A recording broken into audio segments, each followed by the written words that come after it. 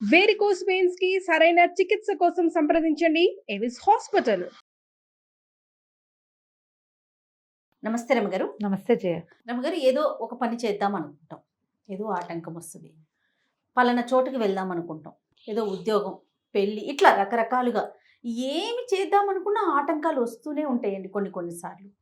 So సంకల్ప సిద్ధి జరగాలి, ఎటువంటి ఆటంకాలు ఉండకూడదు అంటే ఏం చేయాలి? పురాతనమైన విధానమే వినాయకుడు. అంతేనా? ఇప్పుడు థింక్ పాజిటివ్ అని చెప్తాను జయ. పెద్దానికి మనం ఏదో పని మొదలు పెడతాం, అవదు. మళ్ళీ 2 రోజులు మళ్ళీ అవదు. 3వ రోజు మొదలు పెడతాం, అవదు. 4వ రోజు 5వ రోజు ఎప్పుడు ఏం మొదలు పెట్టినా పనులు అవ్వట్లేదు. నీకు వెంటనే ఏమనిపిస్తుంది? నువ్వు నాకు చెప్పావు, పోనీ మనం పోయి ఇంకొకళ్ళకి చెప్పాం. ఏదైనా దేవుడికి పెట్టుకుని బయలుదేరండి. అదే మీకు చెప్పారనగా నేను చెప్పబోయాను, అదే చెప్తారు కదా. నేను అదే చెప్తా. ఎవరైనా పెద్దవాళ్ళు అదే చెప్తారు కదా. నీ వల్ల కావటం లేదని అర్థం. మన చేయి దాటింది, మన వల్ల కానప్పుడు మనం ఏం చేయాలి? ఎనర్జీని కోరుకోవాలి. ఎక్కడి నుంచైనా ఒక శక్తి మనకి సహాయం చేయాలి. ఇలా ఆటంకాలు వస్తున్నప్పుడు ఏదైనా పని మొదలు పెట్టేటప్పుడు మనం కోరుకునే డివైన్ ఎనర్జీ ఏంటంటే గణపతి యొక్క శక్తి. ఆయన విఘ్న నివారణ చేస్తాడు. విఘ్నం అంటే ఈ పని ఆగిపోవడం చిన్నది కూడా జయ. అవునండి, చిన్న వాటికి కూడా ఆటంకాలు వస్తాయి. అయితే ప్రతి పనికి వినాయకుడేనంటే నువ్వు రోజు పళ్ళు తోముకోవడానికి, వంట చేసుకోవడానికి వినాయకుడు అక్కర్లా, దానికి అక్కర్లా.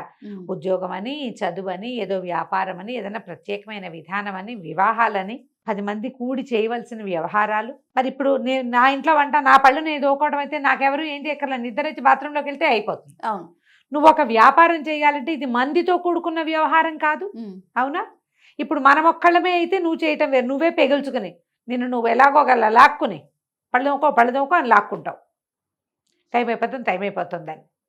ఇలా వ్యాపారాలు, బిజినెస్ వ్యవహారాలు, వివాహాలు అయితే ఇది ఇంకొకళ్ళ పాత్ర ఉంటుంది అందులో.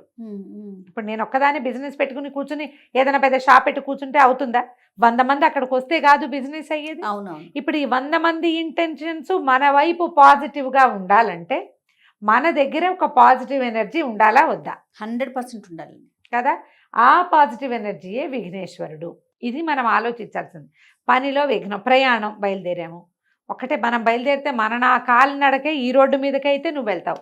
నువ్వు వెళ్ళాల్సింది అమెరికా. మధ్యలో వీసా ఆఫీస్ ఉంది. వీసాలో 350 కాగితాలు ఉంటాయి. వాటిల్లో సంతకాలు, వాడెవడో స్టాంప్ వేయాలి, నీ మొహం వాడికి నచ్చాలి. టికెట్లు బుక్ చేసుకోవాలి. టికెట్ బుకింగ్కి ఆ రోజున చాలామంది ఉంటే టికెట్లు రేట్లు ఎక్కువ ఉంటాయి.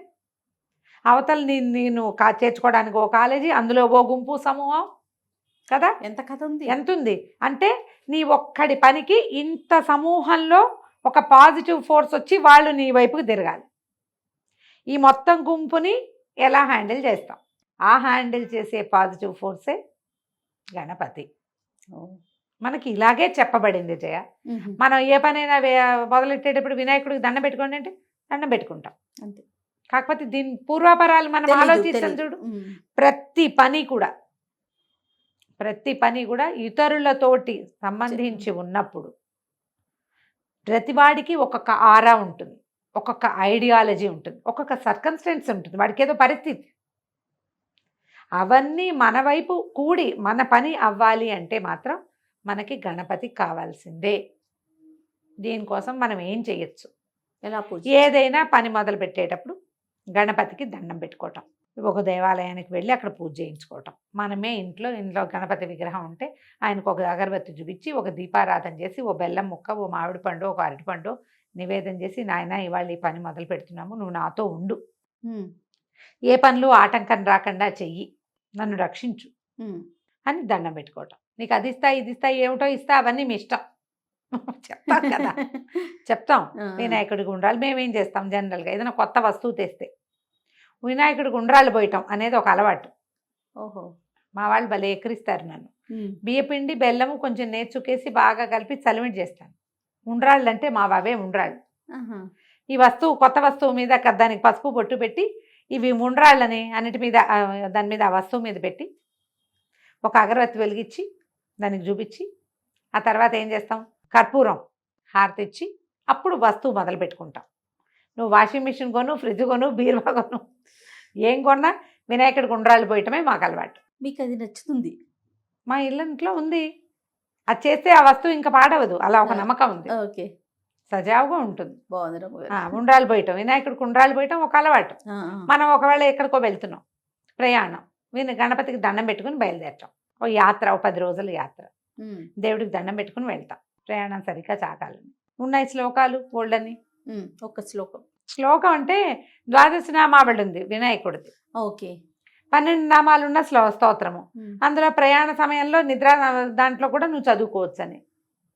ఆంజనేయ స్వామిని తలుచుకోవటం కూడా, ఆంజనేయ స్వామిని కూడా 12 నామావళి స్తోత్రంలో ఏముంది, దాన్ని నేను నాకు తెలుగుదే అలవాటు, అంటే ఇది ఒక పాటలాగా మా గురువుగారు చెప్పింది, అది పాడుకుంటూ ఉంటాను నేను. దానికి స్తోత్రం గబుకను గుర్తు రావట్లా. అందులో కూడా యాత్రాకాలంలో, స్వాప్న కాలంలో, పడుకునే కాలంలో చదువుకోమంటారు.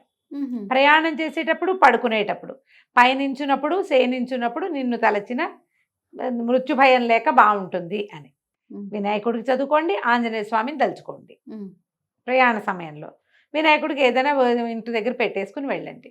ఏదైనా కొత్తది చేసేటప్పుడు పిల్లలకి గణపతి శ్లోకం ఒకటి నేర్పించండి. చాలా సులువు, శుక్లాంబరధరం అంతే. పిల్లలకి ఫస్ట్ నేర్పిస్తాం. బోల్డెన్ స్తోత్రాలు ఉన్నాయి. 12 నామావళి ఉంది, షోడశ నామావళి కూడా ఉంది. ఓకే. 16 నామాలది కానీ 12 నామాలది కానీ చిన్న స్తోత్రం, 4 శ్లోకాలు 5 శ్లోకాలు ఉంటాయి. నేర్చేసుకోండి, చక్కగా పిల్లలకి నేర్పించండి. కావాలంటే లాస్ట్ టైం పెట్టినట్టుగా ఇప్పుడు కూడా నేను మెసెంజర్లో పెట్టగలను. సూపర్. అయితే స్తోత్రం టైప్ చేసి మన వాళ్ళు మరి ఏమైనా ఇస్తారేమో చెప్దాం ఒకసారి. ఓకే అండి. గణపతిది శుక్లాంబరధరమే కాకుండా ఆయన 12 నామాలో, షోడశ నామాలో చదువుకుని ఏదైనా పని మొదలు పెట్టండి. ఒకవేళ ఆటంకాలు తొలుగుతాయి. ఒకవేళ ఇందులో కూడా 2 ట్రై చేసినా కూడా మనకు అవటం లేదంటే ఆ పని మనది కాదేమో కొంచెం ఆలోచించుకోండి. వెనక్కి తగ్గమంటారు. వెనక్కి తగ్గి ఇంకో రకం మొదలు పెట్టుకోండి. ఎస్. పని సార్ట్ ఆఫ్ పనిని కానీ, మోడ్ ఆఫ్ వర్క్ని కానీ మార్చుకోండి. మార్చుకుంటే అది ఆలోచించాలి. మళ్ళీ ఇంత ట్రై చేసినాము, గణపతికి పెట్టాము, అయినా కూడా ఎందుకు అవటం లేదంటే ఇది మనది కాదేమో, ఈ రకం కాదు, ఇంకోలాగా ట్రై చేద్దాం, ఇంకో చోటకి ట్రై చేద్దాం, ఇంకో విషయం చేద్దాం, ఇలా ఆలోచించండి. మన వల్ల కానప్పుడు ఎప్పుడు కూడా డివైన్ ఎనర్జీని, భగవత్ సహాయం తీసుకోవటం అనేది చాలా మంచిది. అతని మీద వాలి వెళ్ళిపోండి. ఎవరో ఒకళ్ళు మనకు సహాయం కావాలి కదా. మనుషుల సహాయం లేకుండా మనం ఏమైనా చేయగలమా? అస్సలు చేయలేము. మనుషుల సహాయం ఉన్నా కూడా అవనప్పుడు భగవత్ సహాయాన్ని తీసుకోవటం, దాన్ని చిన్నతనము, తప్పు, మాకు అట్లా అలవాట్లేదు, మా ఇంట్లో లేదు, ఎంతసేపు దేవుడి మీదే భారం వేస్తే ఎట్లా, అలాంటి మాటలు ఆడకూడదు. మనం ఈ దేవుడి మీద భారం వేయటల్లా, మనం నీవే దిక్కంటలా, నువ్వు నాతో ఉండని అడుగుతున్నావు. ఎస్. ఈ నాతో ఉండు అని భగవంతుణ్ణి అడగటం నేర్చుకోండి. పిల్లలకి నేర్పండి. నీ ప్రయత్నం నువ్వు చేయి, భగవత్ సహాయాన్ని అర్థించు. నువ్వు వెళ్ళే దారిలో నీ నడకకి ఒక పాజిటివ్ ఫోర్స్ సహాయం చేస్తుంది. ఒక చల్లని గాలి నీ వెనకాల ఉంటుంది, ఒక చెయ్యి, ఆపన్న హస్తం, ఏదో ఒకటి నీ పక్కన ఉంటుంది. ఉంచుకో, ఇలా సంకల్ప సిద్ధి నెరవేరుతుంది. నెలలో మనకి 2 చవితులు వస్తాయి. వినాయక ప్రార్థన చేసుకోండి.